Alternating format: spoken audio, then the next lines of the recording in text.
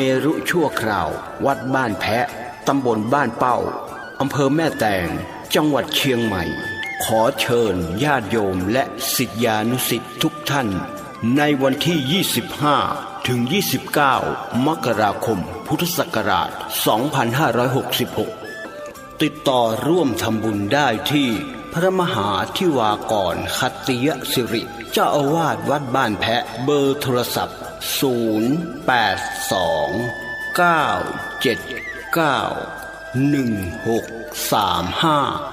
ทางวัดยินดีที่ญาติโยมจะรับเป็นเจ้าภาพโรงทานและร่วมทำบุญทายทานจำนวน100ชุดละ 2,000 บาทจึงขอเชิญญาติโยมและศิษยานุศิษย์มาณที่นี้เจริญพร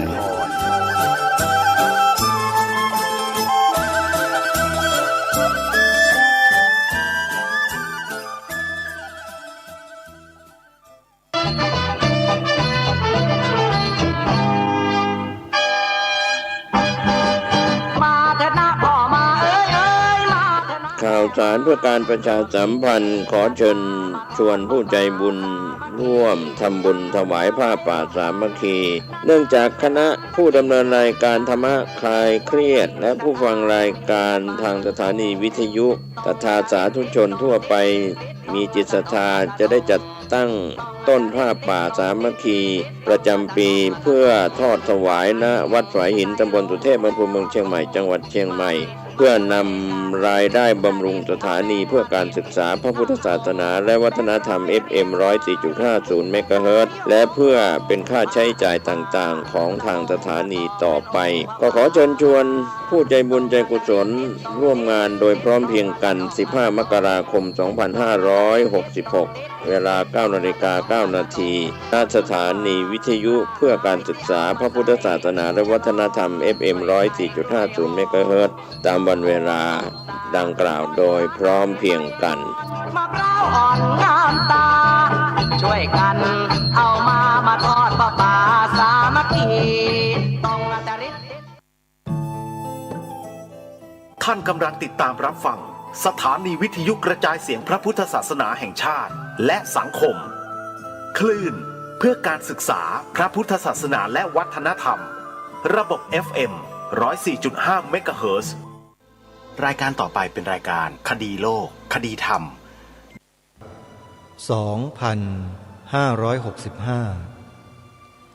2565 รายการคดีโลกคดีธรรมมาพบกับท่านผู้ฟังทุกวันจันทร์ถึงวันศุกร์และวันเสาร์อาทิตย์ทางสถานีวิทยุแห่งนี้ท่านสามารถใช้โทรศัพท์มือถือดาวน์โหลดแอปพลิเคชันวิทยุพุทธศาสนา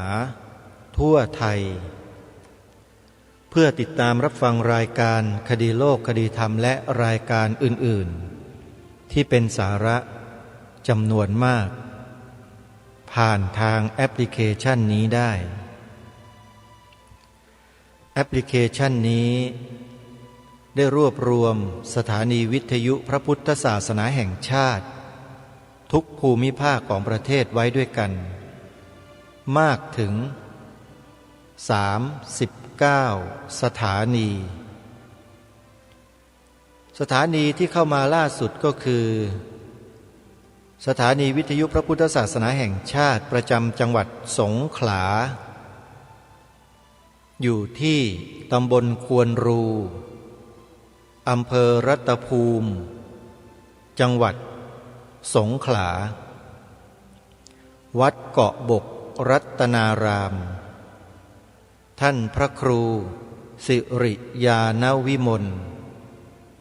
เจ้าคณะตำบลควนรูเจ้าอาวาสวัดเกาะบกรัตนารามท่านเป็นผู้อำนวยการสถานีวิทยุคลื่น FM 100 เมกะเฮิรตซ์หรือ101 เมกะเฮิรตซ์นี่แหละถ้าจำผิดต้องขออภัยถือว่าเป็นสถานีวิทยุที่เข้ามาล่าสุดเป็นสถานีที่39แล้วก็มีสาระที่น่าสนใจน่าฟัง มากมายโดยเฉพาะ ในตัวของท่านพระครูสิริญาณวิมลรูปนี้เองเนี่ยท่านเป็นพระนักเผยแผ่เป็นพระนักการศึกษาเป็นพระที่ให้คุณค่าและประโยชน์ต่อสังคมมาโดยตลอดโดยเฉพาะเทิดทูนและปกป้องรักษาไว้ซึ่งสถาบันชาติสถาบันพระพุทธศาสนาและสถาบันพระมหากษัตริย์มาอย่างยาวนานและมั่นคงตลอดมาในปัจจุบันท่านพระครูสิริญาณวิมลรูปนี้ท่านได้พาญาติโยมสาธุชนชาวอำเภอรัตภูมิมาเจริญพระพุทธมนต์ในช่วงวันพระเป็นประจำที่หน้าอำเภอรัตภูมิถ้าหากว่าท่านใดที่สนใจจะติดตามรับฟังรายการจากสถานีวิทยุช่องนี้ก็สามารถดาวน์โหลดแอปพลิเคชันวิทยุพุทธศาสนาทั่วไทยไว้ติดตามรับฟังในโทรศัพท์มือถือของท่านได้เลยท่านสาธุชนทุกท่านวันนี้รายการคดีโลกคดีธรรมขอเริ่มต้นด้วยข่าวประชาสัมพันธ์งานบุญปีใหม่ที่จะถึงนี้วัดต่างๆทั่วราชอาณาจักรมีการจัดสวดมนต์ข้ามปีกันเป็นปกติซึ่งถือว่าเป็นระเบียบของคณะสงฆ์ทั่วทั้งสังฆมณฑลเมื่อถึงวันสำคัญของชาติคือวันขึ้นปีใหม่พระสงฆ์ที่เป็นเจ้าคณะพระสังฆาธิการทั้งหลายทั้งปวงก็จะได้รวบรวมพระภิกษุสามเณรญาติโยมเนี่ยให้มาร่วมทำกิจกรรมกันภายในวัดเพราะฉะนั้นในช่วงปีใหม่นี้เพื่อความเป็นสิริมงคลแก่ชีวิตของเราในศักราชใหม่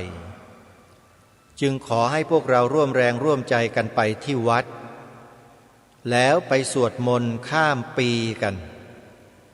ในคืนวันที่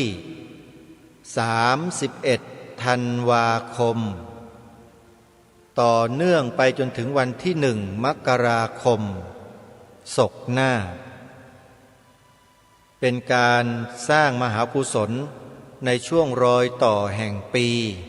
เพื่อไม่ให้ความดีขาดศูนย์ไปจากชีวิตถ้าจะกล่าวว่าการสวดมนต์ข้ามปีนั้นเป็นการต่อบุญต่อกุศลให้กับชีวิตของเราให้ยืดยาวไปอีกในศกใหม่ก็ไม่น่าจะผิดเพราะหลายๆคนไปฉลองปีใหม่กันเนี่ยใช้วิธีการที่เป็นไปในเชิงอบายมุขไปดื่มเหล้าสวนเสเฮฮาไปกระทำการอันไม่เหมาะสมไม่ควรผิดศีลผิดธรรมกัน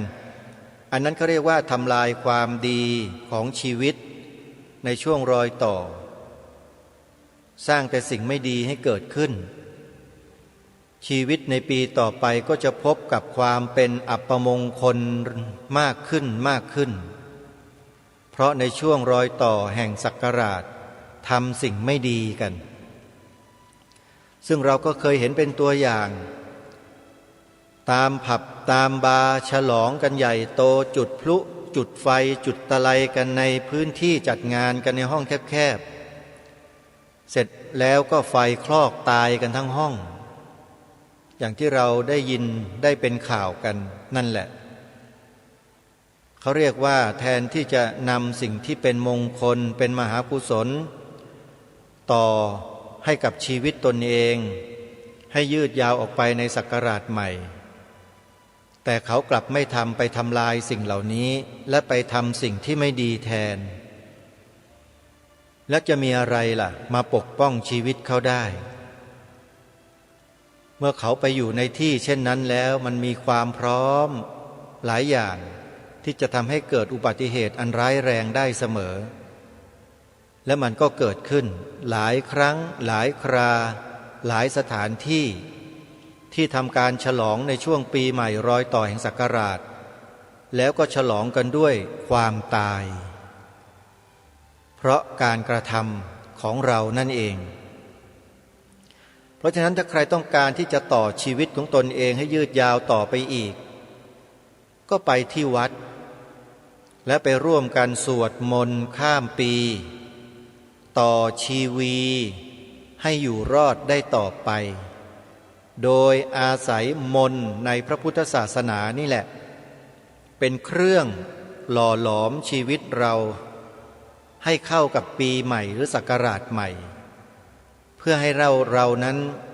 ได้ดำเนินชีวิตไปในภายภาคหน้าอย่างราบรื่นประสบความสำเร็จร่วมกันเพราะฉะนั้นอย่าลืมนะโยมนะ31 ธันวาคมสิ้นปีเดินทางไปที่วัดที่อยู่ใกล้บ้านหรือแล้วแต่สะดวกและไปเตรียมกายเตรียมใจให้พร้อมไปร่วมกันสาธยายมนต์ที่เป็นมหามงคลแก่ชีวิตในรอยต่อแห่งปีหรือศักราชเป็นการเสริมดวงชะตาชีวิตที่ดีที่สุดลงทุนน้อยที่สุดได้ผลเลิศที่สุดคือการร่วมกันสวดมนต์ข้ามปี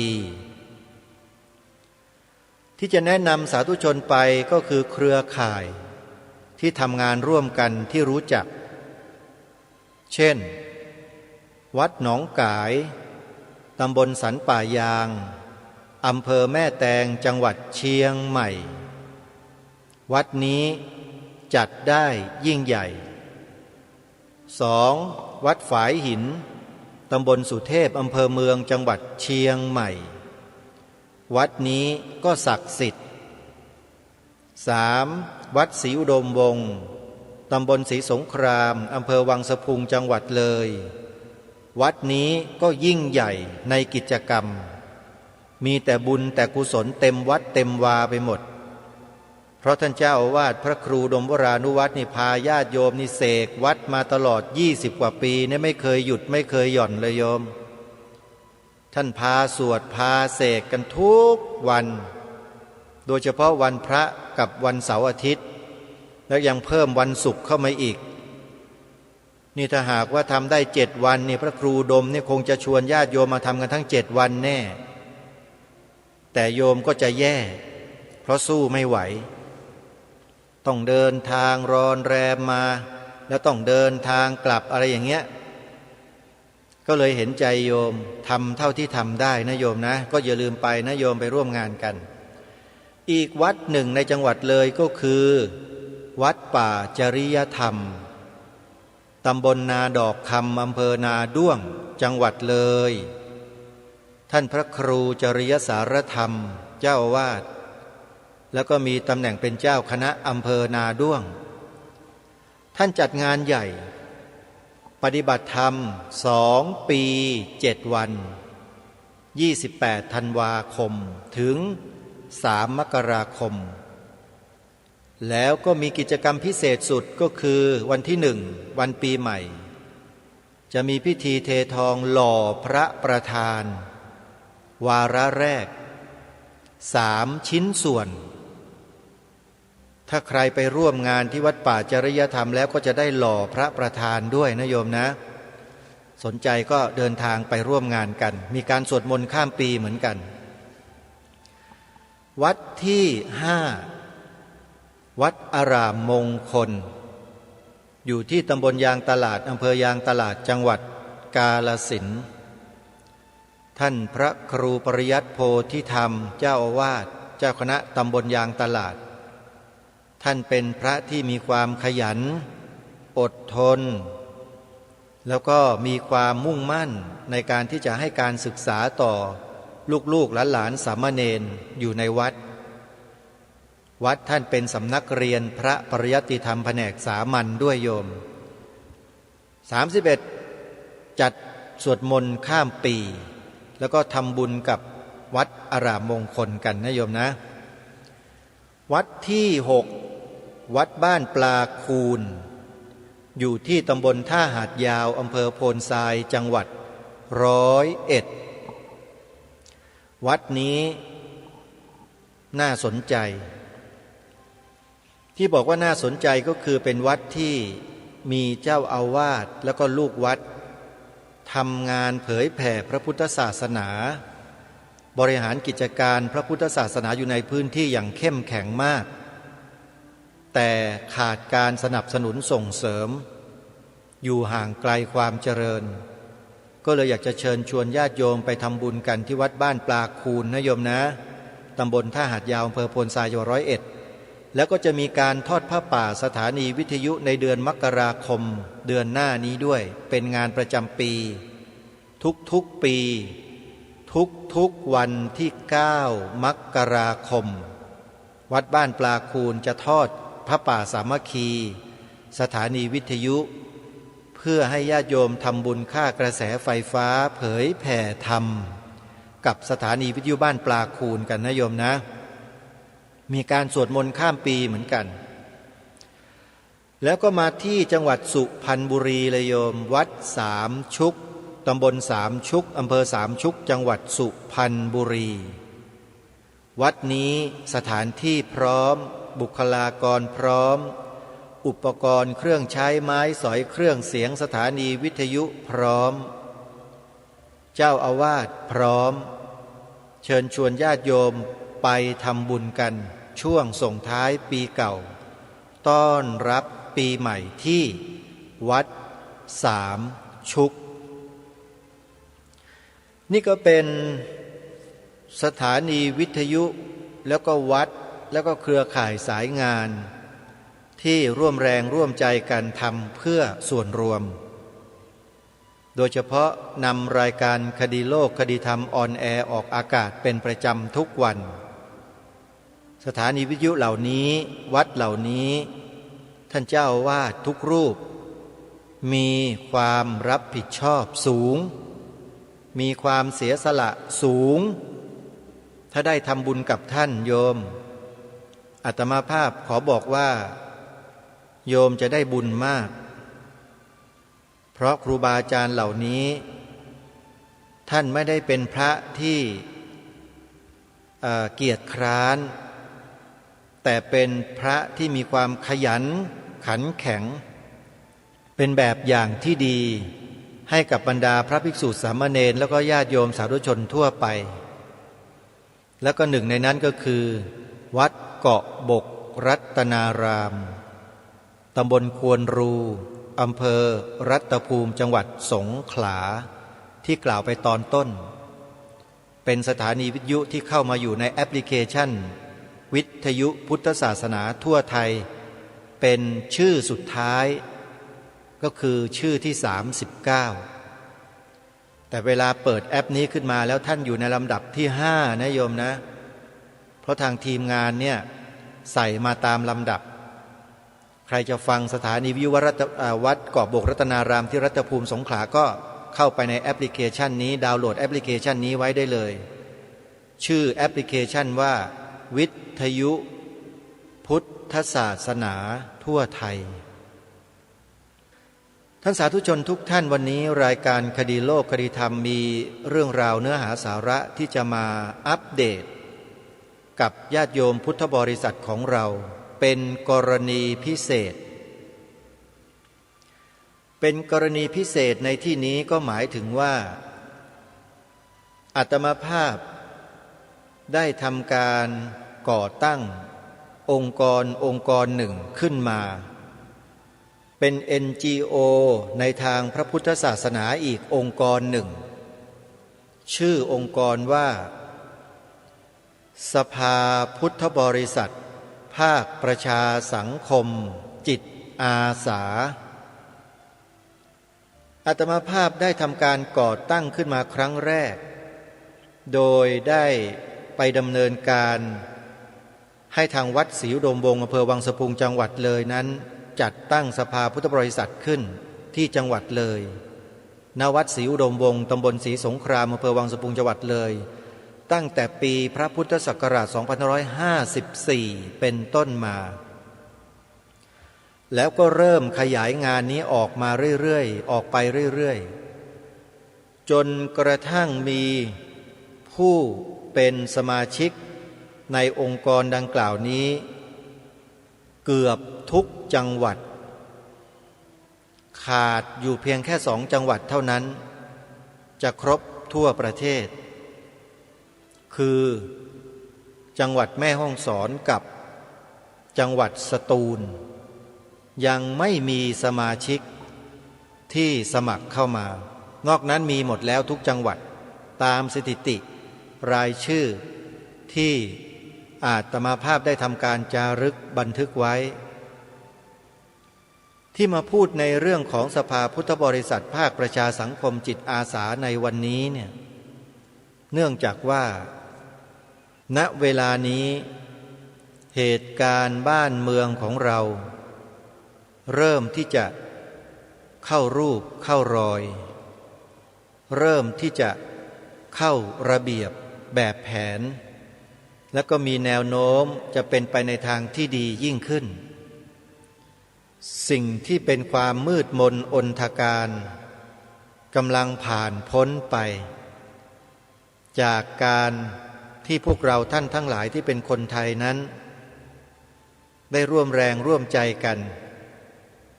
เป็นจิตอาสาให้กับประเทศไม่ว่าจะหน่วยงานไหนองค์กรไหนองค์กรใดสมาคมใดมูลนิธิชมรมใดก็แล้วแต่ที่ได้รวมตัวกันแล้วทำสิ่งที่ดีให้กับสังคมถือว่าท่านเป็นผู้เสียสละด้วยกันทั้งหมดทั้งสิ้นไม่ว่าจะเป็นคนไทยเชื้อสายจีนคนไทยเชื้อสายลาวคนไทยเชื้อสายเขมรคนไทยเชื้อสายสวยคนไทยเชื้อสายกุยคนไทยเชื้อสายมงแม้วกะเหรี่ยงกะรางคนไทยเชื้อสายแขกคนไทยเชื้อสายฝรั่งที่รวมตัวกันทำความดีเสียสละให้กับสังคมประเทศชาติพระศาสนาและสถาบันพระมหากษัตริย์พวกเราคือหัวใจเดียวกันทั้งหมดเพราะเรายึดถือหลักการของประเทศของเราเป็นหลักเราไม่ได้ยึดกลุ่มชาติพันธุ์ของเราเป็นหลักเราถือว่าเราอยู่บนผืนแผ่นดินเดียวกันอยู่ใต้ร่มธงไทยเหมือนกันเราจึงเสมือนเป็นพี่น้องกันเมื่อเราเสมือนเป็นพี่น้องกันแล้วเราจะเดินไปคนละทางไม่ได้จำเป็นที่เราจะต้องเดินไปในทิศทางเดียวกันแล้วทิศทางของเรานั้นมีเป้าหมายเดียวกันเป้าหมายนี้แหละมีความสำคัญยิ่งเป็นเป้าหมายที่เราจะต้องปกป้องรักษาแล้วต้องช่วยกันสืบสารรักษาต่อยอดกันต่อไปสิ่งที่กล่าวมานั้นคืออะไรก็คือสถาบันชาติไทยสถาบันพระพุทธศาสนาและสถาบันพระมหากษัตริย์จะต้องคงอยู่คู่ประเทศไทยของเราตลอดไปชั่วกาลปวสานนู่นที่องค์บุรพมหากษัตริย์ไทยของเราทรงฝากไว้แก่พวกเราซึ่งรายการคดีโลกคดีธรรมก็เคยอัญเชิญมานำเสนอในรายการอยู่บ่อยๆนั่นก็คือบทพระราชนิพนธ์เทศนาเสือป่าองค์พระบาทสมเด็จพระมงกุฎเกล้าเจ้าอยู่หัวถือว่าพระองค์ทรงเป็นองค์แทนขององค์บุรพมหากษัตริย์ทุกพระองค์ทุกรัชสมัยทุกยุค ตรัสบอกแก่พวกเราลูกหลานไทยเอาไว้อย่างมั่นคงหนักแน่นว่าพวกเราจะต้องรักษาพระพุทธศาสนาไว้ด้วยชีวิตและต้องรักษาไว้ให้ชั่วกาลปวสานส่วนรายละเอียดต่างๆที่พระองค์ตรัสไว้ในเทศนาเสือป่าท่านใดที่สนใจจะฟังอย่างละเอียดให้ท่านพิมพ์คำว่าเทศนาเสือป่าลงไปใน YouTube แล้วท่านก็จะได้สดับรับฟังตั้งแต่ต้นจนจบรายการคดีโลกคดีธรรมได้จัดทำแล้วดาวน์โหลดอัปโหลดไว้อัปโหลดลงไว้ใน YouTube แล้วให้พวกเราฟังกันเถอะตั้งใจฟังด้วยความเคารพนะอย่าลืมนะเป็นพระดำรัสพระราชดำรัสขององค์พระมหากษัตริย์นะท่านผู้ฟังเวลาเปิดเข้าไปฟังแล้วต้องให้ความเคารพนะถ้าไม่ฟังด้วยความเคารพท่านจะได้รับโทษท้องอาจจะอืดลมอาจจะตีขึ้นตีลงอันนี้จะต้องตั้งอกตั้งใจฟังให้ดีอย่ามีอคติในใจ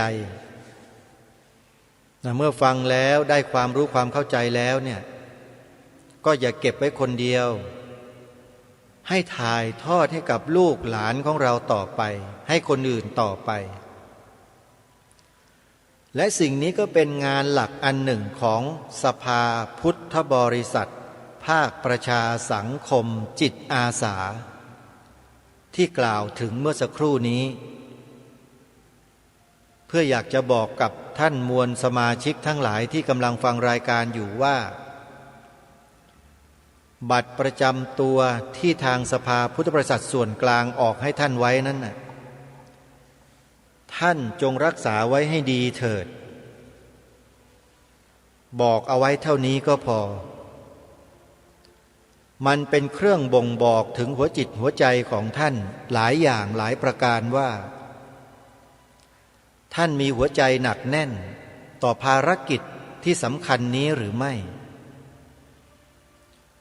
เพียงบัตรที่ออกให้เพียงใบเดียวถ้าท่านยังรักษาไว้ไม่ได้ท่านโยนทิ้งโยนขว้างไม่เอาใจใส่ท่านก็ต้องพิจารณาตัวของท่านเองแล้วแหละว่าบกพร่องตรงไหนอย่างไรเพราะบัตรทุกใบที่ท่านรับไปกันจำนวนเกือบ10,000 ชีวิตเนี่ยอาตมาภาพกล้าพูดเลยว่าผ่านมือของอาตมาภาพทุกใบเป็นคนพิมพ์ออกมาด้วยมือตัวเองคนเดียวไม่มีใครสามารถพิมพ์ได้เลยเพราะฉะนั้นทุกใบอาตมาภาพจะทำด้วยจิตใจที่มั่นคงเป็นสมาธิแล้วก็ตั้งใจมั่นเพื่อหวังว่าเจ้าของบัตรนี้ท่านจะเป็นผู้ที่เสียสละเพื่อชาติเพื่อพระพุทธศาสนา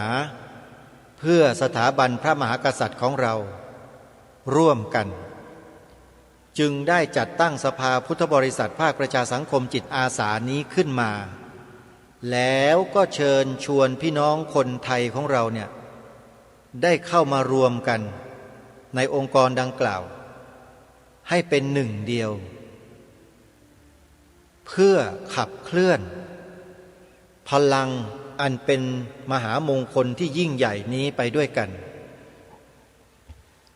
การสืบสารรักษาต่อยอดพระราชปณิธานขององค์พระราชบรรพบุรุษไทยของเราถือว่าเป็นเรื่องที่ยิ่งใหญ่มีเกียรติมีศักดิ์ศรีอย่างมากๆซึ่งคนที่เห็นแก่ตัวจะมองไม่เห็นประโยชน์และคุณค่าในข้อนี้เลยอาตมาภาพขอบอกได้เลยว่าเป็นเช่นนั้นจริงๆคนที่จะเห็นคุณค่าในข้อนี้นั้นต้องเป็นคนที่เห็นแก่ประโยชน์ส่วนรวมเท่านั้นและ เมื่อได้ยินคำว่าสภาพุทธบริษัทภาคประชาสังคมจิตอาสาเมื่อไหร่คนที่มีจิตใจเสียสละมั่นคงนั้นเขาจะรู้สึกปลาบปลื้มปีติแล้วยินดีขึ้นมาอย่างอัตโนมัติโดยไม่รู้ตัวเขาดีใจเขาภูมิใจที่เขาเป็นส่วนหนึ่งของสภาพุทธบริษัทสภานี้เมื่อเขาทราบว่าสภานี้ยังอยู่โดยได้ฟังอาตมาภาพยืนยันณที่นี้เนี่ยแล้วเขาเกิดความปลื้มปิติยินดีนั่นหมายความว่าใจของเขานั้นเกินร้อยจริงๆทำไมจึงกล่าวเช่นนั้นตลอด3 ปีกว่า 4-5 ปีที่ผ่านมาเนี่ยหลังจากที่ประเทศชาติบ้านเมืองถูกรัฐประหารโดยใครก็ไม่รู้แหละทำให้งานกิจการพระศาสนาของชาติบ้านเมืองคือพระบวรพุทธศาสนาของเราเนี่ยล้มระเนระนาดสเปะสปะไม่เป็นชิ้นไม่เป็นอันเลยที่ผ่านมาเนี่ยนี่คือเรื่องจริงพวกคณะรัฐประหารไปแต่งตั้งใครต่อใครก็ไม่รู้มาบริหารกิจการพระพุทธศาสนาอยู่ในช่วงหนึ่งท่านจำได้ไหมตั้งมาเป็นหัวหน้าผู้ดำเนินการเพื่อจัดการพระพุทธศาสนาแต่กลับมาทำลายไม่ได้สืบสารรักษาต่อยอดอะไรเลยอย่างที่เราทราบกันบุคคลคนนี้แล้วคณะของบุคคลกลุ่มนี้ไม่ได้หวังให้พระพุทธศาสนาของเราเจริญและมั่นคงแม้แต่น้อยมีแต่ทำลายแค่คำพูดที่เขาแสดงออกผ่านสื่อในแต่ละครั้งกล่าวหามหาวิทยาลัยสงฆ์ว่าอยู่ฟรีกินฟรีเรียนฟรีอย่างนู้นอย่างนี้แล้วก็จะออกกฎหมายเก็บภาษีพระอย่างนู้นอย่างนี้เราคงเคยได้ยินใช่ไหมนี่แหละคือกลุ่มคนที่พวกคณะรัฐประหารตั้งมาจัดการพระพุทธศาสนาของเราในช่วงที่ผ่านมาและเป็นไงบ้างจัดไปจัดมาปรากฏว่าไปจับพระเถระผู้ใหญ่ระดับมหาเถรสมาคมศึกแล้วก็จับไปขังคุก3 รูป4 รูปเป็นพระเถระระดับเจ้าคุณ5 รูปแล้วก็ลี้ภัยไปเยอรมัน1 รูปนี่ไงผู้บริหารกิจการพระพุทธศาสนาที่เกิดขึ้นจากคณะรัฐประหารเป็นไงบ้างประทับใจจอร์จกันไหมท่านนี่แหละจึงทำให้สภาพุทธบริษัทจึงต้องหยุดดำเนินการไปช่วงระยะยาว 4-5 ปีที่ผ่านมาแล้วเมื่อมากล่าวหรือมาเอ่ยชื่อในรายการวันนี้คือเอ่ยชื่อสภาพุทธบริษัทภาคประชาสังคมจิตอาสาขึ้นมาถ้ามีสมาชิกท่านใดที่เคยสมัครไว้แล้วมีบัตรประจำตัวอยู่เกิดความปลื้มปีติยินดีขึ้นมาเนี่ยอาตมาภาพถือว่านั่นของแท้ของจริงแล้วก็พร้อมที่จะเดินไปข้างหน้าด้วยกันอาตมาภาพอยากทราบว่ามีใครบ้างมีอยู่หรือเปล่าคนประเภทนี้ในประเทศนี้ยังมีไหมหมายถึงว่าญาติโยมหรือพระคุณเจ้าก็ได้นะฮะที่เคยสมัครขึ้นทะเบียนเป็นพุทธมามกะกับสภาพุทธบริษัทภาคประชาสังคมจิตอาสาไปแล้วก็ได้รับบัตรไปแล้วด้วยแล้วบัตรนั้นยังอยู่แล้วเมื่อมาฟังวันนี้รายการคดีโลกธรรมนี้แล้วเกิดความรู้สึกดีใจยินดีปรีดาขึ้นมามีไหมฮะถ้ามีโทรศัพท์มาคุยกับอาตมาภาพถ้าเป็นพระก็โทรศัพท์มาคุยกับผมมีไหมครับจดเบอร์โทรศัพท์ผมไว้เลยขอบอกนะฮะว่าสภาพุทธบริษัทภาคประชาสังคมจิตอาสายังอยู่ยังไม่ได้ไปไหนนะข้อมูลฐานข้อมูลทั้งหลายทั้งปวงยังเก็บเอาไว้อย่างดี พร้อมที่จะเดินหน้าต่อถือว่าตลอดระยะเวลา 4-5 ปีที่ผ่านมาที่เงียบไปเนี่ยเป็นการทดสอบจิตใจของพวกเราในฐานะที่เป็นสมาชิกขององค์กรว่าจิตใจของท่านหนักแน่นมั่นคงพอไหมที่จะเดินหน้าต่อไปด้วยกันวันนี้ก็เลยถามว่ามีไหมฮะสมาชิกสภาพุทธบริษัทภาคประชาสังคมจิตอาสาที่มีหัวใจในลักษณะนี้โทรศัพท์มาคุยกับอาตมาภาพและกระผมจะได้รู้ว่ายังมีเหลืออยู่ยังไม่ได้ไปไหนส่วนท่านใดที่ยังเกิดความรู้สึกหวาดหวั่นพรั่นพรึงยังไม่แน่ใจยังไม่มั่นใจเนี่ยตั้งแต่วันนี้เป็นต้นไปขอให้ท่านทราบไว้เถอะว่าสภาพุทธบริษัทภาคประชาสังคมจิตอาสานั้นยังอยู่ดีทุกประการโดยเฉพาะผู้ดำเนินรายการคดีโลกคดีธรรมที่กำลังพูดอยู่นี้ถ้ายังมีลมหายใจอยู่สภาพุทธบริษัทภาคประชาสังคมจิตอาสาก็ยังคงอยู่แล้วก็จะให้มวลสมาชิกทั้งหลายทั้งปวงสืบสารและต่อยอดกันต่อไปเพราะฉะนั้นขอประกาศณที่นี้ว่าสภาพุทธบริษัทภาคประชาสังคมจิตอาสานั้น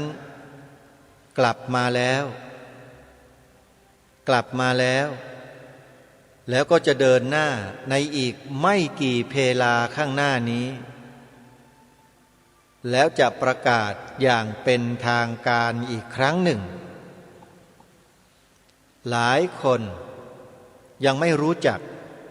ยังไม่ทราบว่าสภาพุทธบริษัทภาคประชาสังคมจิตอาสามีด้วยเหรอคืออะไรอ่ะถ้าหากใครที่สนใจนะโยมนะไม่ต้องให้อาตมาภาพตอบเข้าไปดูในเว็บไซต์ได้เลยพิมพ์ชื่อสภาพุทธบริษัทภาคประชาสังคมจิตอาสาลงไปใน Google แล้วท่านก็ค้นหาเอาเลยเว็บไซต์ชื่อว่า www.vbcs-66.com หรือจะออกเสียงให้เป็นภาษาไทยๆเข้าใจง่ายๆก็คือ www.vbcs-66.com ไปดูรายละเอียดในนั้นแต่วันนี้เนี่ยเพื่อที่จะไม่ให้เวลาล่วงเลยผ่านไปโดยเปล่าประโยชน์สำหรับผู้ใหม่นะที่จะเพิ่งจะได้ยินชื่อสภาพุทธบริษัทภาคประชาสังคมจิตอาสาแล้วมีข้อสงสัยในใจว่าคืออะไรอยากจะรู้อยากจะทราบก็จะนำข้อมูลที่ได้ทำการเผยแพร่อยู่ในเว็บไซต์บางส่วนมาอ่านให้ฟังสภาพุทธบริษัทภาคประชาสังคมจิตอาสาชื่อเป็นภาษาอังกฤษว่า Voluntary Buddhist Council of Civil Society Voluntary ซึ่งแปลความโดยสากลก็คือผู้เสียสละหรือที่รู้จักกันในนามว่าจิตอาสานั่นเองชื่อของสภาพุทธบริษัทที่เป็นภาษาอังกฤษจะขึ้นคำว่า voluntary ขึ้นมาเป็นประธานก่อนนั่นก็หมายความว่าองค์กรนี้เป็นองค์กรของคนที่เสียสละมารวมกันมารวมอยู่ในกลุ่มเดียวกันเพื่ออะไรเพื่อกระทำสิ่งที่เป็นประโยชน์ต่อส่วนรวมด้วยกันนี่คือชื่อและวัตถุประสงค์เป้าหมายในที่นี้จะขอ แปลความคำหนึ่งที่มีนักปรัชญาผู้รู้ที่ท่านได้แปลและให้ความหมายเอาไว้น่าสนใจมากก็คือคำว่าภาคประชาสังคม Civil Society เขาตีความไว้อย่างนี้ว่าคือกลุ่มปฏิบัติการในภาคประชาสังคมไม่จำเป็นต้องเป็นไปตามเกณฑ์ชนชั้นที่ใช้ผลประโยชน์เป็นตัวแบ่งแต่เป็นไปตามแนวคิดที่กรัมซี่เสนอคือกลุ่มทางประวัติศาสตร์ที่เกิดจากกลุ่มต่างๆของชนชั้นต่างๆในสังคมมาร่วมมือกันเพื่อต่อสู้กับกลุ่มอื่นคำว่าต่อสู้นี่ไม่ได้หมายความว่าสู้รบปรบมือเสมอไปนะฮะอาจจะสู้ทางแนวความคิดอาจจะสู้ในเชิงประวัติศาสตร์ในข้อมูลต่างๆในลักษณะเช่นนี้นะฮะความต่อมาก็คือทั้งนี้โดยกลุ่มอื่นที่ต้องการเปลี่ยนแปลงสังคมจะพยายามครอบครองความเป็นเจ้าทางอุดมการณ์โดยการครอบงำความคิดของประชาชนเพื่อกำหนดวัฒนธรรมหลักในสังคมใหม่ดังนั้นเราจึงเห็นการเกาะตัวของกลุ่มต่างๆข้ามชนชั้นมาจากฐานอุดมการณ์ความคิดมากกว่าเรื่องฐานผลประโยชน์แต่เพียงอย่างเดียวรักษาอุดมการณ์ของชนชาติตนไว้นี่คือคำว่า Civil Society หรือแปลเป็นภาษาไทยว่าภาคประชาสังคมแค่ชื่ออย่างเดียวเนี่ยอาตมาภาพก็พยายามอยู่หลายเดือนกว่าจะลงตัวเป็นชื่อนี้เป็นภาษาอังกฤษได้ต้องโทรศัพท์ไปสอบถามพระสงฆ์ไทยของเราที่อยู่ที่กรุงลอนดอนประเทศอังกฤษนู่นชื่อท่านก็ได้พระมหาภาสกรปิโยภาโสปริญญาธรรม9ประโยคอภิธรรมบัณฑิตแล้วก็น่าจะจบด็อกเตอร์แล้วด้วยที่มหาวิทยาลัยออกฟอร์ดนั่นแหละท่านให้ชื่อมาเลยแล้วก็แปลความให้ด้วยก็เลยใช้ชื่อนี้เป็นภาษาอังกฤษชื่อไทยเต็มๆก็คือสภาพุทธบริษัทภาคประชาสังคมจิตอาสาเป็นภาษาอังกฤษเต็มๆก็คือ Voluntary Buddhist Council of Civil Society คำว่า Voluntary หรือจิตอาสาหมายถึงอะไรหมายถึงผู้ที่สมัครใจและอาสาเข้ามาเพื่อช่วยเหลือเยียวยาและทำงานที่เป็นประโยชน์แก่ประชาชนและสังคมโดยสมัครใจเพื่อการดูแลป้องกันแก้ปัญหาเพื่อพัฒนาสังคมโดยไม่หวังผลตอบแทนเป็นเงินหรือสิ่งอื่นใดผลตอบแทนที่อาสาสมัครได้รับคือความสุขความภาคภูมิใจที่ได้ปฏิบัติงานที่เป็นประโยชน์แก่ประชาชนสังคมและ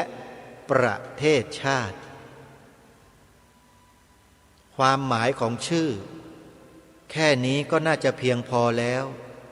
สำหรับคำอธิบายในเบื้องต้นสำหรับผู้ที่มีข้อสงสัยผู้ที่ยังไม่รู้จักองค์กรนี้ว่าคืออะไรและโดยเฉพาะท่านสมาชิกที่เคยสมัครเป็นสมาชิกสภาพุทธบริษัทภาคประชาสังคมจิตอาสามาก่อนหน้านั้นแล้วที่กำลังจะหวาดหวั่นวิตกกังวลจะกำลังจะเลิกตัวเองยกเลิกตัวเองไม่ให้เป็นจิตอาสากับสภาพุทธบริษัทแล้วเนี่ยเมื่อฟังตรงนี้แล้วก็อาจจะฉุกคิดขึ้นมาได้แล้วก็ผลักดันตนเองกลับเข้ามาใหม่เพื่อจะมาทำงานเพื่อส่วนรวมของเราร่วมกันต่อชื่อนี้อาตมาภาพได้แปลความให้ฟังแล้วนะสมาชิกสภาพุทธบริษัทภาคประชาสังคมจิตอาสานั้นคืออะไรก็คือความหมายที่แปลให้ฟังเมื่อสักครู่นี้นี่แหละถ้าท่านยังไม่อิ่มใจท่านไปดูในเว็บไซต์ได้เลยเว็บไซต์ยังคงเปิดอยู่ตลอดชื่อเว็บไซต์ว่า worldwideweb vbcs-66.com ชื่อเป็นภาษาไทยว่าสภาพุทธบริษัทภาคประชาสังคมจิตอาสานั่นเองสรุปความหมายก็คือสภาพุทธบริษัทภาคประชาสังคมจิตอาสาหรือ Voluntary Buddhist Council of Civil Society คือกลุ่มชาวพุทธที่มารวมตัวกันมีการประกาศตัวตนชัดเจนเพื่อร่วมกันผลักดันให้ใช้หลักพุทธธรรมมาบูรณาการในการบริหารกิจการของประเทศเพราะประเทศไทยมีประชากรส่วนใหญ่เป็นชาวพุทธสรุปอย่างนี้เพราะฉะนั้นมันลงตัวทุกอย่างด้วยหลักการด้วยเหตุผลและมาดูเป้าหมายเมื่อดูเป้าหมายเสร็จแล้วเรามาดูความจำเป็นกันว่าทำไมต้องจัดตั้งองค์กรนี้ขึ้นมาทำไมนะฮะถ้าเวลาพอนะโยมนะมาดูเป้าหมายก่อนเป้าหมายของสภาพุทธบริษัทภาคประชาสังคมคืออะไรเรื่องเป้าหมายเนี่ยเรื่องสำคัญมากๆทำไมอาตมาภาพจึงตั้งเป้าหมายไว้เช่นนี้ไม่เหมือนกับมนุษย์มนาที่อื่นเขาชาวโลกเขาตั้งเป้าหมายกันใหญ่โตโมโหฬารอย่างนู้นอย่างนี้จะไปดาวอังคารจะล้างโลกจะทำนู่นทำนี่แต่สภาพุทธบริษัทไม่ใช่มาดูเป้าหมายของสภาพุทธบริษัทภาคประชาสังคมจิตอาสานะว่าคืออะไรเป้าหมายเน้นเสริมสร้างจิตสำนึกของความเป็นไทยพัฒนาจิตใจและคุณภาพชีวิตของสมาชิกด้วยหลักพุทธธรรมส่งเสริมวัดและชุมชนทั่วประเทศให้มีบทบาทร่วมกับภาครัฐในการพัฒนาสังคมนำไปสู่ความสงบสุขสันติอย่างยั่งยืนและถาวรตลอดไปเห็นเป้าหมายไหมฮะเป้าหมายคือแบบนี้นะสภาพุทธบริษัทน่ะไม่ใช่อย่างอื่นนะโยมถ้าใครหวังที่จะได้เป้าหมายเป็นอย่างอื่นที่ไม่ใช่แบบนี้ขอบอกท่านว่าเข้ามาแล้วศูนย์เปล่าฮะท่านจะไม่ได้อะไรเลยเพราะว่าสภานี้เน้นสร้างจิตสำนึกไม่ใช่เน้นสร้างวัตถุเพราะฉะนั้นมันจึงไม่มีเรื่องวัตถุใดๆมาเกี่ยวข้องเพราะเราต้องการสร้างจิตสำนึกให้กับคนไทยเราคนเรานั้นถ้ามีจิตสำนึกแล้วเนี่ยอย่างอื่นเดี๋ยวตามมาหมดแต่ถ้าไร้จิตสำนึกแล้วมีอะไรอยู่ก็ฉิบหายหมดมีเงินก็หมดมีลูกก็หมดมีเมียกี่คนก็หนีหมดแม้แต่มีประเทศชาติก็ฉิบหายหมดพังหมดก็เพราะความเห็นแก่ตัวนี่แหละจริงไม่จริงท่านก็ลองพิจารณากันดูถ้าคนไทยในประเทศนี้มันเห็นแก่ตัวกันทั้งบ้านทั้งเมืองฉิบหายไหมบ้านเมืองเนี่ยเพราะฉะนั้นคนที่จะต้องมีจิตสำนึกจะต้องเกิดขึ้นในสังคมให้เพิ่มขึ้นมากขึ้นจึงจะพาประเทศนี้รอดได้ไม่ใช่เห็นแก่ตัวมือใครยาวสาวได้สาวเอาอย่างที่เป็นอยู่ทุกวันนี้ฉิบหายอย่างเดียวจริงไม่จริงท่านผู้ฟังนี่คือภาษารายการคดีโลกคดีธรรมโยมอย่าถือสานะอาตมาเป็นอย่างนี้เองในใจไม่ได้หยาบคายอย่างนั้นหรอกก็ขอขมาญาติโยมไว้ด้วยกราบขอขมาครูบาอาจารย์ทุกรูปด้วยนะครับเหลือบดูเวลาหมดซะแล้วท่านผู้ฟังไม่เป็นไรพรุ่งนี้ยังมีเวลายังมีเดี๋ยวเรามาฟังกันต่อว่าเหตุผลและความจำเป็นในการจัดตั้งสภาพุทธบริษัทภาคประชาสังคมจิตอาสานี้คืออะไรอันนี้ถือว่าเป็นเหตุผลที่หลายคนต้องการที่จะทราบเดี๋ยววันพรุ่งนี้จะมาอ่านให้ฟังอ่านจากเว็บไซต์เลยเว็บไซต์ของสภาพุทธบริษัทเลยโยม ใครที่เข้าได้เข้าไปดูนะวันนี้เข้าไปดูก่อนได้เลยพิมพ์คำว่าสภาพุทธบริษัทภาคประชาสังคมจิตอาสาวันนี้เวลาของรายการหมดลงแล้วอาตมาภาพต้องขอสมมติยุติรายการไว้แต่เพียงเท่านี้พบกันใหม่ในวันต่อไปขอความสุขความสวัสดีในธรรมแห่งองค์สมเด็จพระบรมศาสดาสัมมาสัมพุทธเจ้าจงปรากฏเกิดมีขึ้นในจิตใจของท่านผู้ฟังทุกท่านทุกคนเทินขอเจริญพรกล้าคิดก็ต้องกล้าทำอย่ากลัวถ้าทำความดีเป็นศึกษาปัญหาให้ทันท่วงทีเมืองไทยจะพัฒนากว่านี้รายการดีคดีโลกคดีธรรมขอรำพันบรรยายความคิดเครื่องหมายแห่งสีทั้งสามงามถนัดขาวคือบริสุทธิ์สีสวัสดิ์หมายพระไตรรัตน์และธรรมะคุ้มจิตไทยแดงคือโลหิตเราใสซึ่งยอมสละได้เพื่อรักษาชาติศาสนาน้ำเงินคือสีโสภาอันจอมประชาถ้าโปรดเป็นของส่วนองค์จัดริ้วเข้าเป็นไตรรงค์จึงเป็นสีธงที่รักแห่งเราชาวไทยทหารอวตารนำไปยงยุทธวิชัยวิชิตก็ชูเกียรติสยามประเทศไทยที่เจริญมั่นคงมาได้จนถึงทุกวันนี้มิได้เกิดขึ้นจากความหวาดกลัวอย่างคลาดเขลาแต่บรรพบุรุษไทยของเราทุกยุคทุกสมัยล้วนแต่มีความกล้าหาญและชาญฉลาดปกป้องเอกราชสร้างชาติให้เกิดความมั่นคง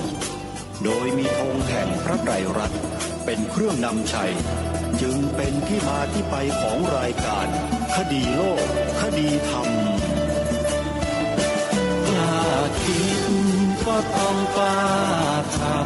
ำอย่ากลัวถ้าทำความดีเป็นศึกษาปัญหาให้ทันท่วงทีเมืองไทยจะพัฒนากว่านี้รายการดีคดีโลกคดีธรรมรายการดีคดีโลกคดีธรรม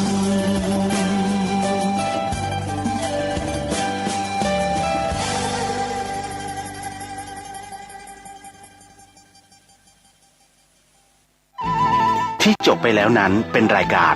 คดีโลกคดีธรรมดำเนินรายการโดยพระครูปลัดณรงค์ฤทธิ์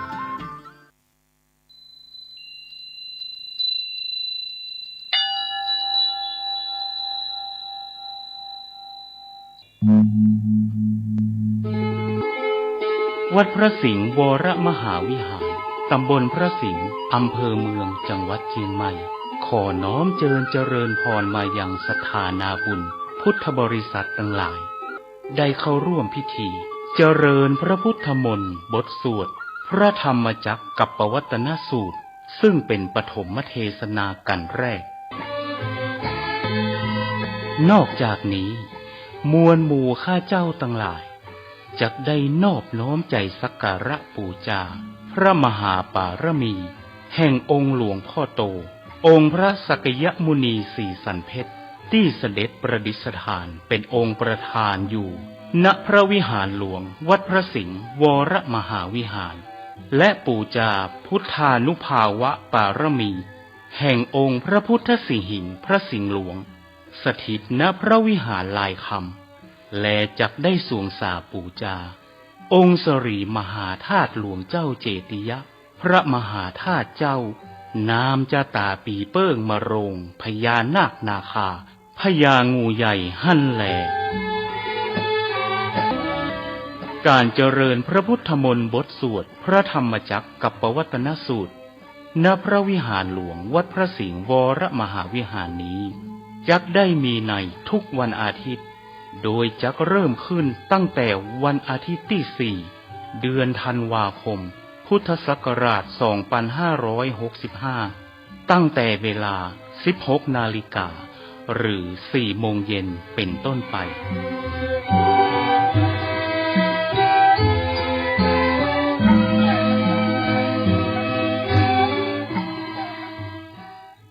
ข่าวสารเพื่อการประชาสัมพันธ์ก็มีความสนใจที่จะจัดทำหนังสือชุดความรู้เรื่องพระพรหมมงคลฝ่ายวิปัสสนาทองสิริมังคโรสาธารณบุคคลคุณภาพกับการเผยแผ่พระพุทธศาสนาก็จะมีการจัดพิมพ์ 2,500 เล่มภาษาไทย 2,000 เล่มภาษาอังกฤษ 500 เล่มท่านที่สนใจร่วมบุญบริจาคได้ที่บัญชีธนาคารกรุงไทยเลขที่บัญชี 5111714383 ชื่อบัญชีพระครูภาวนาโสภิตบุญญวิสิทธิ์เมืองวงติดต่อสอบถามได้ที่พระครูภาวนาโสภิตไตรปัจนาด็อกเตอร์เจ้าอาวาสวัดบ้านเหล่าพระเจ้าตาเขียวอำเภอป่าซางเชียงใหม่โทร 0969521159 ได้ทุกวันข่าวสารเพื่อการประชาสัมพันธ์ขอเชิญชวนผู้ใจบุญร่วมบุญจัดซื้อที่ดินถวายวัดกู่มาปินร้าง300 ปีบ้านป่าขุยหมู่ที่ 3 ตำบลสันปุเรยอำเภอดอยสะเก็ดจังหวัดเชียงใหม่เพื่อขยายพื้นที่วัดเพิ่มขึ้นเนื่องจากวัดมีพื้นที่น้อยจะทำการสร้างเป็นศาสนสถานที่ปฏิบัติธรรมสืบสานศาสนาต่อไปร่วมบุญได้ที่ธนาคารกรุงเทพเลขที่บัญชี 772-015-2391 ชื่อบัญชีวัดชัยสถานเพื่อบูรณะวัดกู่มะปินหรือร่วมบุญติดต่อโดยตรงที่พระธวัชชัยธีรปัญโย 0801732709 065 0209009 ข่าวสารเพื่อการประชาสัมพันธ์ก็มีความสนใจที่จะจัดทำหนังสือชุดความรู้เรื่องพระพรหมมงคลฝ่ายวิปัสสนาทองสิริมังคโรสาธารณบุคคลคุณภาพกับการเผยแผ่พระพุทธศาสนาก็จะมีการจัดพิมพ์ 2,500 เล่มภาษาไทย 2,000 เล่มภาษาอังกฤษ 500 เล่มท่านที่สนใจร่วมบุญบริจาคได้ที่บัญชีธนาคารกรุงไทยเลขที่บัญชี 5111714383 ชื่อบัญชีพระครูภาวนาโสภิตบุญญวิสิทธิ์เมืองวงติดต่อสอบถามได้ที่พระครูภาวนาโสภิตไตรปัจนาด็อกเตอร์เจ้าอาวาสวัดบ้านเหล่าพระเจ้าตาเขียวอำเภอป่าซางเชียงใหม่โทร 0969521159 ได้ทุกวัน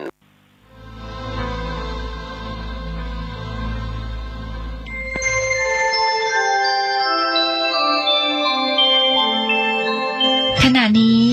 ท่านกำลังฟัง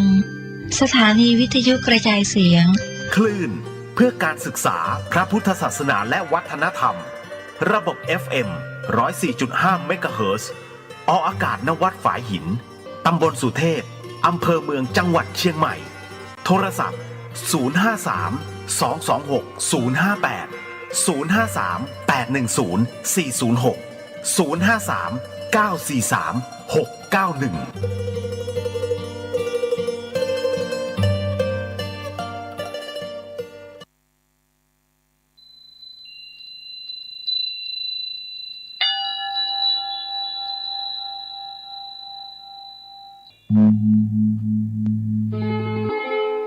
วัดพระสิงห์วรมหาวิหารตำบลพระสิงห์อำเภอเมืองจังหวัดเชียงใหม่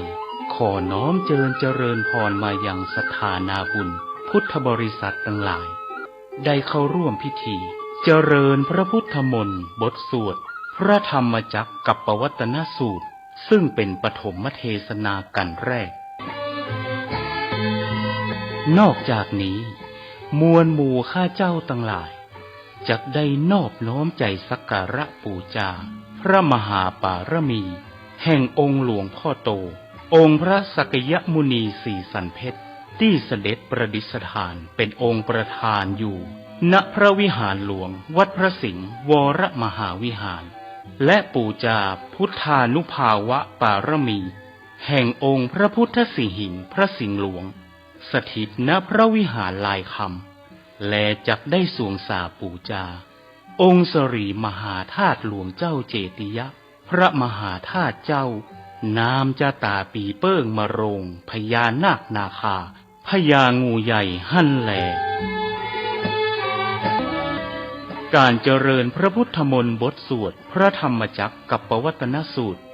ณพระวิหารหลวงวัดพระสิงห์วรมหาวิหารนี้จักได้มีในทุกวันอาทิตย์โดยจักเริ่มขึ้นตั้งแต่วันอาทิตย์ที่ 4 เดือนธันวาคมพุทธศักราช 2565 ตั้งแต่เวลา 16 นาฬิกาหรือ 4 โมงเย็นเป็นต้นไป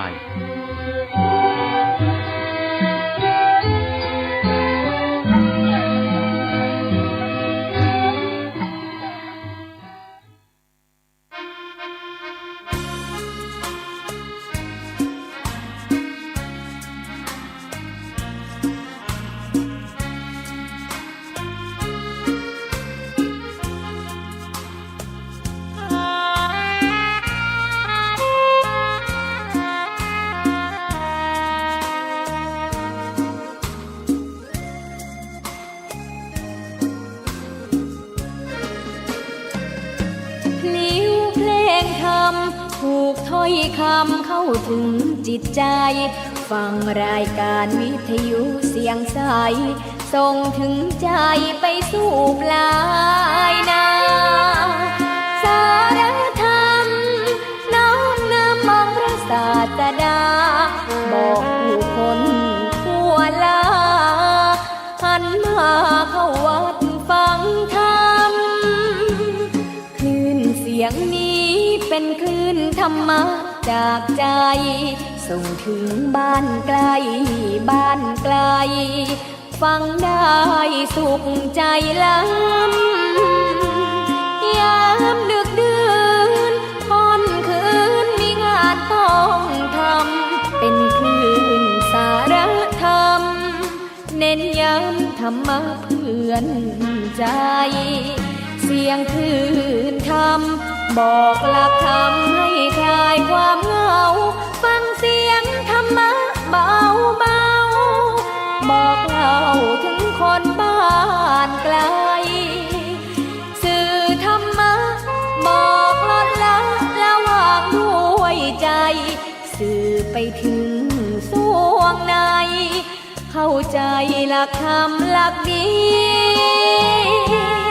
ลิ้วเพลงธรรมถูกสัมพันธ์จิตใจร่าเริงฟังสาระธรรมะบันเทิงรื่นเริงในชีวิตยามวันว่างเดินทางไปเยี่ยมสถานีนัดพบกันน้องพี่วันนี้วันดีวันเสาร์สุข